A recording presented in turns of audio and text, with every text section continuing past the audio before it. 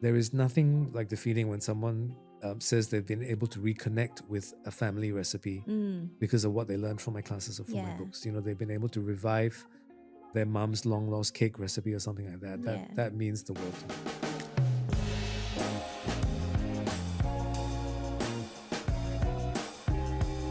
Welcome to Soul Food, a conversation that celebrates the flavors, stories, and journeys that shape us.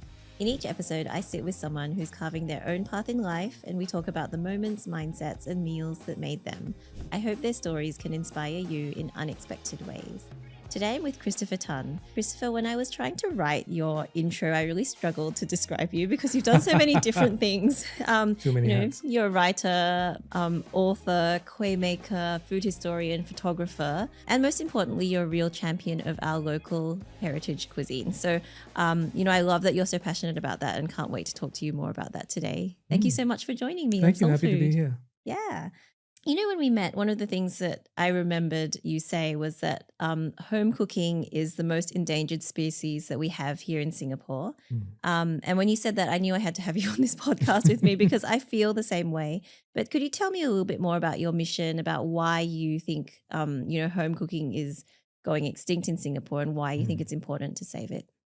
I think sometimes when food media, when we talk about Singapore food, everyone automatically thinks about our restaurant scene, hawker food. Yep, No one associates home cooking that's true. straight off with the idea of Singapore food. And yet, if you think about it, every national cuisine, so to speak, starts from the kitchen, from the home kitchen. Yes. And the home kitchen is really where it's the wellspring of a lot of things besides cuisine. I think everyone should learn to cook at home on some level, just because of essential kitchen literacy. Yeah. To understand how ingredients work. Yep. To not take food for granted. If all you ever grow up eating is food that someone else has made for you or someone has bought for you, you never really understand what goes into its making. Yes. Yeah. And more than that, the home kitchen and cooking at home, it is the source of so many things. You cook at home to nourish your family. You cook at home to pass on family recipe legacies. Yes. You cook at home for celebrations. You cook at home for comfort. You cook at home to improve your health. Because you can control things like fat and sugar and salt Yes, and things exactly. that people get nervous about when they eat out. Yeah. Um, and everything kind of begins there. Yeah. When I was interviewing cooks and kue makers for my book, The Way of Kue, a lot of them made the point that if you want your kids to know more about their own heritage and about their own food heritage, it starts in the kitchen. Yeah. You rope them in to help pound things or peel tauge. Yes. Yes. And that's how to inculcate an appreciation in them for the food around them. I think if you grow up cooking in your home kitchen and learning about cooking from your elders, you have a much better grasp of not just ingredient quality, but where ingredients come from. And that, Mm. I think, in the long run, translates into better understanding and appreciation of how global warming affects agricultural systems Yep. and how um, what happens out there in the world affects what we eat. Yep. Yep. And why, you know, why don't I see this fish at my wet market Yep. anymore? Is it because of temperature change in the ocean? Why Right. don't I see this vegetable anymore at my Yeah. vegetable stall? Yeah. I totally agree with that. I was, I'm Singaporean. Singaporean parents grew up in Australia, and actually, our home kitchen was where I learned a lot about who I was and where I Mm, came from because, yeah, my mom, if it was a special day, she'd be like, we're making onde today yeah, and we're all going to make it together and we're going to roll the yes, dough and we're going to boil it and we're going to do the coconut. And yeah, it was a whole afternoon affair. And yeah, then, she'd do things like make popia and we'd be yeah. chopping the vegetables like for the whole day, basically. And the we're all Yeah. going to make it together is such a key thing Yes. because in the pre-Netflix, Yes. pre-refrigeration Pre-Netflix era. era, everyone came together to cook. And especially at festival times, whether it's Chinese New Year or Deepavali or Hari Raya or whatever, you had to depend on your family and your extended family to help cook things. Yes, And it yes. was during those periods of togetherness in the kitchen. Yeah. It's you catch up with each other, you pass on nuggets of practical knowledge, you share memories, Yeah. and all of these things enrich us as people. Yeah. I mean, it's so interesting because recently there's been a lot of talk about, the F&B scene in Singapore, how it's suffering, how it's in decline, how Yeah, restaurants are struggling to survive. And I yeah, was interviewed by a few publications and they were very focused on the economic aspects of yeah, it.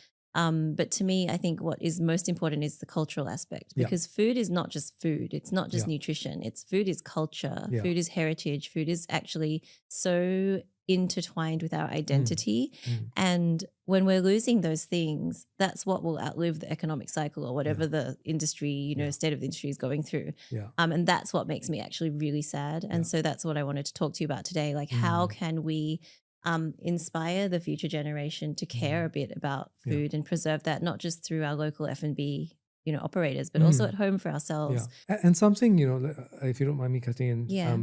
something that gets brought up in a lot of these articles about the sufferings of the F&B scene.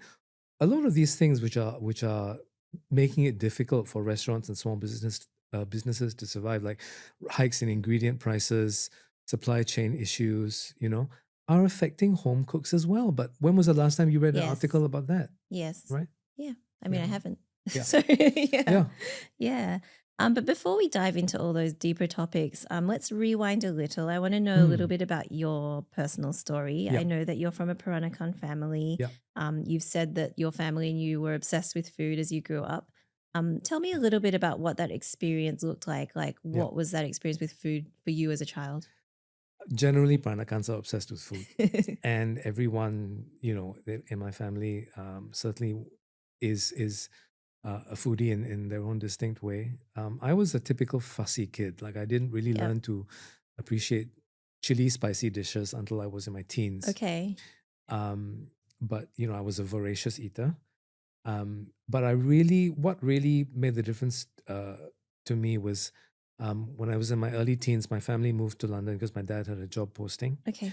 and I learned, I started baking seriously when I was about 13 or 14, Okay. And what kind of because things? just moving to the UK, certainly, suddenly certain things became cheaper, Okay. like milk, flour, eggs, All right. Interesting. things Yeah. that we take for granted now. But Yep. back then, in Singapore, it was harder to get really good like European butter, Okay. Yeah. right? Yeah. Whereas, and then we moved to the UK, and all these things were like just Yeah. down the In road abundance. in abundance, right? So I was like, oh, Yeah. and I just started baking breads, cakes, Okay. everything, Yeah. and I consider myself very blessed to have caught the tail end of the era before global warming kicked in, Right. when the milkman would still leave the milk on your doorstep Oh, in I glass love that. bottles in the You just morning. read about that nowadays. Yeah, You don't yeah, get that experience. yeah. Yeah. And then you silver top and then gold top with the cream that Oh, I would love rise to the that. top of the Yes. bottle. Ah, Those were the memories. days. And I didn't get to experience those days. I'm Oh, saying it like I did, but no, I mean, yeah, I've read about it in the storybooks and things yeah, like that. yeah, So, yeah, yeah. okay. So you went to London and you started cooking more actively there in London Mm, yourself. yeah. Um, how did you then sort of transition to, writing about food later in life? After doing most of my schooling in the UK, I came back here for national service. Okay. Then I went back to London for uni, and it was having to cook for myself in my uni days that really got me paying attention to things like proper hawker food Yeah. technique and Okay. things like that. I would come back here during the summer and watch how hawkers did it, and then when Yeah. I went back there, I was trying to reproduce things. Okay. But after doing my degree, which is in psychology, which Yep. surprises some people, Yeah. I started working for a publishing company, and I wrote mental health articles for the health magazine they published, Okay. and I wrote food articles for the food magazine they published. Right. And then gradually the food side kind of took over. Okay. And so you Yeah. talked about you studied psychology, Mm. which, yes, is kind of surprising. And I know you've talked about food as therapy before. So, what do you mean by that, actually? We all self medicate with food, don't we? Yes, I definitely We eat my comfort ourselves feelings. with food, we de stress ourselves with food. Food is in uh, a non trivial way the most accessible, um, kind of medication. There is, Yeah. you know. And if you look at things like, Chinese traditional medicine and cuisine, that it's a fuzzy line Yes. between what is food and what is That's medicine. true. Traditional cultures recognize that what you put in your mouth has an effect on the whole person, Yeah. and that's really true, I Yeah. think. Yeah. Yeah. So I think, having studied psychology puts you at a very interesting intersection, right? Because you can talk Mm. about that effect on food and food's effect on mind and body. Um, I wanted to talk to you a bit about, you started then writing for magazines and then you made the leap into then writing books. Mm. How was that and what inspired that actually? After I was working for the publishing company, I went freelance, and then various opportunities popped up to write and co-write Yeah. books with other people. And I've been a cookbook collector since I was in my teens as well. I loved reading Okay. cookbooks. Do you have a favorite cookbook that you could share? Oof, no, Yeah, no, it's far hard. too many. I One of the top ones that you'd ooh, recommend? no, no, I can't even go that far. Yeah. I just like different ethnographic cookbooks Okay. about all kinds of things, Yeah. to the point where I piles just stacked up Yeah. around my room. But cookbooks communicate so much about um, a culture and the author's viewpoint. Yeah. And in the past 10 years, there has been um, a really expanding trend to have cookbooks that have very coherent and interesting narratives that Mm. are not just about recipes, Yes. but about the author's life, the author's Yes. heritage, um, social issues, political issues, even.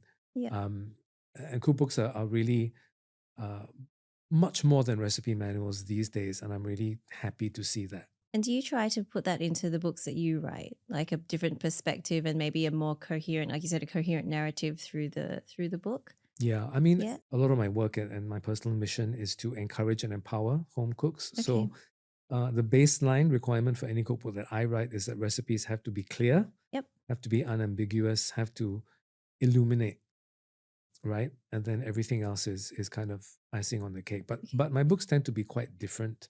Okay. I don't really have a sort of a 5-year plan or a 7-year plan as far as books that I want to write. Yeah. Every opportunity comes up in a different way. I mean, I understand for your books, you've even taken some of the photography by yourself. Yes, my last 3 books, I have basically been a one-man show. So I've Yeah. Wow. written all the text, created all the recipes, done all the photography, done all the food styling That's myself. crazy that you can do all that. It's probably to do with a slightly perfectionistic mindset in that I Yeah. just like to have control over the aesthetics of things. Yeah. I have Yeah. quite firm ideas about what I want food to look like. Okay. And also, it just saves me money. I don't have to hire a photographer if I can Well, do it yes, myself. true. Yeah. Do you have any tips for us on like how to take high quality food photos? Because I feel like everybody wants to take that great food photo nowadays. Honestly, no, you laugh. I tell people this and they don't believe it. Yeah. I take all my pictures for my cookbooks on a table next to a window in my kitchen. Okay. It's as That's simple all. as that. It's as simple as that. I have a Nikon DSLR and I Okay. put everything on like a meter square table and I Yeah. just shoot everything there. Mm. And I'm blessed. I have good lighting Yep. in the afternoon, Okay. and that helps. But everything is natural light. I don't have any flashes. Oh, okay. I don't use any complicated lighting. It's Yeah. just natural light and reflectors. Yep. But I think the most important thing is to have a connection with what you're photographing. Yes. If you have a personal investment in the dish, if you love that food or that dish, Yes. I feel it comes across Yep. in the photograph. That's so true about the personal investment in whatever the subject matter Yeah. is. Because before I had the company, I was a journalist, and my editor could always tell when I really, really loved the subject Right. matter or when I was pretty lukewarm about it. Yeah. Like it just comes across, and I suppose the same could be Yeah. said for photography. Yeah, definitely. Yeah. And just it has to look delicious. Yeah. I'm not one for sort of having lots of fussy props in the background or Okay. tchotchkes or Yeah. vases or flowers or things. I just want the food has to look like you want to lick the page. Okay. Right. So you let the food shine. Yeah. Yeah. Without Food too is the much star. faffing around of other Yeah. things. Okay. Which the modern cookbooks nowadays they Mm. put much more focus on the food. Mm. Yeah. That's true. That's true. Yeah. I mean, I first came across you through your one of your books, actually, The Way of Mm, Kueh, because mm, I'm very interested in kueh. mm, Like I said, my mom used to make the onde mm. with us as kids, and we used to try to make pineapple tarts at Chinese New Year and things like that. But that's kind of as far as I've gone, and I wanted to Yeah. explore that a bit more. And I found your book because I was looking for like kind of not, I guess, a compendium of like what are all the different types of kueh Mm, and how can I make them? And there's yeah. not that many Yeah. kind of volumes out there. What inspired you to actually go into that topic? Because for Yeah. me, it's quite a complicated. That a lot of them are quite complicated to me Mm. as a first time kueh maker. And how did you manage to chronicle all those processes? So it was a lot of strands that came together Yeah. into the making of, it's my biggest book to date. Mm, Um, I probably spent about 4 to 5 years just doing research, and then of those 4 to 5 years, 2 years just working on the book itself. okay. And it was from working as a food writer and looking at the trends that were passing through Singapore, and I kept seeing, you know, more and more Western patisserie coming in, and more attention being given to things like macarons, Yes. Yes. right? Nothing wrong with that, but at the same time, I was seeing a lot of traditional old kueh shops retiring or disappearing. Yep. A lot of people did not seem to be familiar with kuehs that I, as a Peranakan, grew up Mm, eating. okay. Um, and it just got me concerned that a lot of traditional culture was being left by the wayside, Yep. and speaking to people and hearing the same thing from them. And it was also because at that around the same time, I was also trying to improve my own kueh making skills. I wanted to learn and perfect, and or not perfect, but refine recipes that I already had. Okay. And I was like you, I was looking for books about kueh and Yes. realizing that while not that there weren't any, it was that a lot of them had quite terse or scanty instructions in a Right. very 1970s, 1980s way. Yes. And a lot of them were not easy to follow. Okay. And I thought, And I was in a position at that time, I knew publishers. I thought, if I can't find the book I want to read, Yeah. maybe I should write it. I gave it serious thought, prayed about it, Yeah. talked to people, and then I applied for a grant from the National Heritage Board, and I got it. Oh, amazing. Yep. So they supported the making of the book. So that Okay. was what actually made it possible. And then Ah, I spent, like I said, I had already been collecting research at that point, and then yes. 2 full years on just doing the recipes and photographing and testing Yeah. everything and all the recipes in the book. In order to understand them better for myself, I created them or recreated them from the ground up. Yes. So I made it very clear. I interviewed many kueh bakers for the book from different generations, Mm. different communities, just to Yep. get their perspectives and stories. But I told them, I said, I don't want your recipes. Your recipes are yours. Hopefully, you will write a book someday. Yep. They are your IP. But tell me, share your experiences and your thoughts and your passions, Yep. and your hopes. Um, and so, with their advice and with their stories, the whole thing came together as one big, like you say, compendium Yeah. of Singaporean kueh Yep. specifically, and the traditions and the customs, even the symbology behind them. Yeah. You Uh, mentioned you interviewed many people to get in the information mm, for your book. Can you share mm. some of the stories that I think maybe one or two of the stories that I guess jump out at you as interesting and that you'd like to share with the wider audience? Yeah, so I spoke to some local kueh makers who actually were working in quite different fields. Okay. It could have been banking or finance or logistics, Yeah. and then they switched to making and selling kueh for a living, Okay. because they felt that their family, usually it's the mother or the grandmother, they had family recipe legacies that they wanted to honor. They didn't want them to die, Yes. you know. Yes. And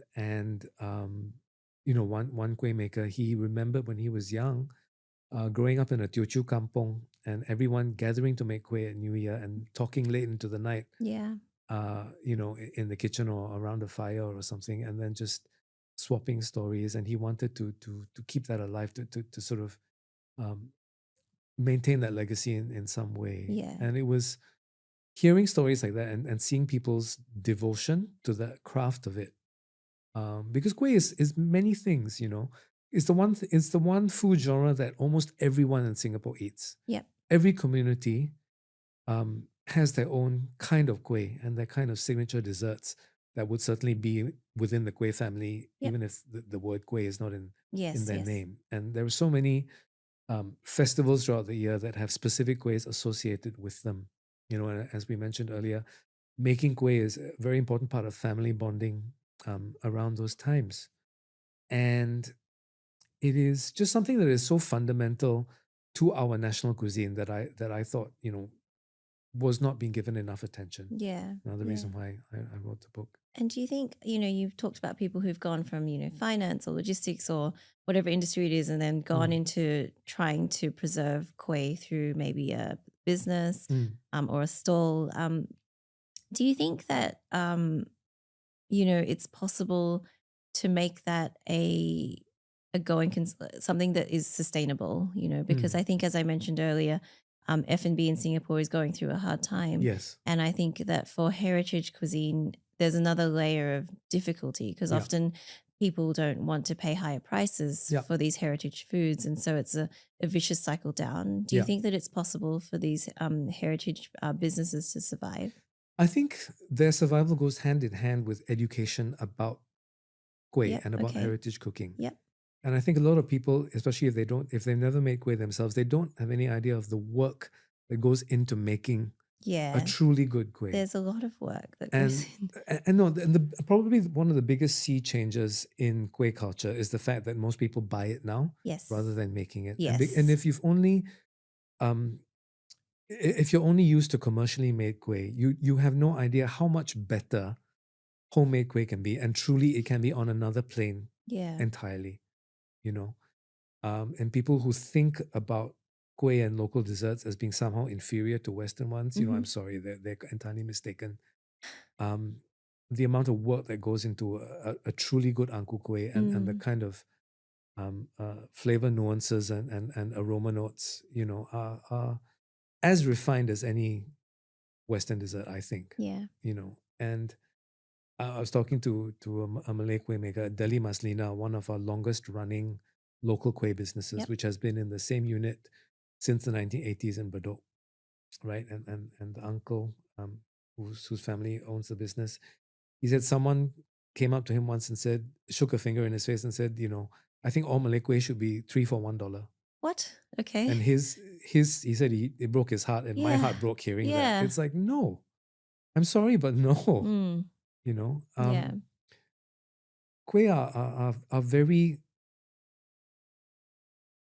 delicate and sophisticated and honorable foods. Yes. And um, they're not all super complicated to make, but they are, you know, I mean, and all foods to some extent are like this, but if you pay real attention and if you choose your ingredients carefully and you make it conscientiously, Yeah. you know, I truly believe there's nothing better. Yeah. I mean, Yeah. hearing this as well, I'm inspired to sort of try and do that for myself, but also for my children, right? Yeah. To bring that culture and help to have it survive beyond Mm. our generation. Yeah. You touched upon, you think education is the key thing that will help businesses like this survive, because Yeah. education then, appreciation, Yes. and Yes. then people will patronize these businesses, hopefully. Yeah. And so I know that you're also a teacher. Mm. And is that how you got into teaching, or how did you get into teaching actually? So I first started teaching at Shermay's Cooking School, which is no Okay. longer around, but it was Yeah. in Chippy Gardens Yep. for I remember several it. years. And Shermay herself convinced me to start teaching. Okay. And it was a bit foreign to me at first because I'd just been a journalist up to that point. You know, although I had some speaking engagements, I was used to speaking, but teaching is a whole different thing. But gradually, you know, that was, gosh, how long ago was that? 15 plus, Showmaze 16 is, plus years. yeah. Yeah. Yeah. So and it's something I really came to enjoy. You know, there's nothing like the feeling of someone finally being able to master some recipe because of they attended my class and were clued in to you know the troubleshooting or the different tips Yeah. they need. But also um, and also this from writing the cookbooks and from my teaching, there is nothing like the feeling when someone says they've been able to reconnect with a family recipe Mm, because of what they learned from my classes or from my yeah. books. You know, they've been able to revive their mom's long lost cake recipe or something like that. Yeah. That means the world to me. Yeah. I was Yeah. going to ask you what the best thing is about teaching Yeah, it's cooking. that. It would be that. It's Yeah. that. You know, and people come up to me and say, you know, I still make this recipe every year, Yeah. or this has become something that my family keeps requesting. Exactly. You And know, that's one way to get it to survive, right? Because yeah, when you've got people making it for themselves and yeah, their children and their yeah. children's children. And some people they don't realize how much they enjoy cooking at home until they Mm. really get into it.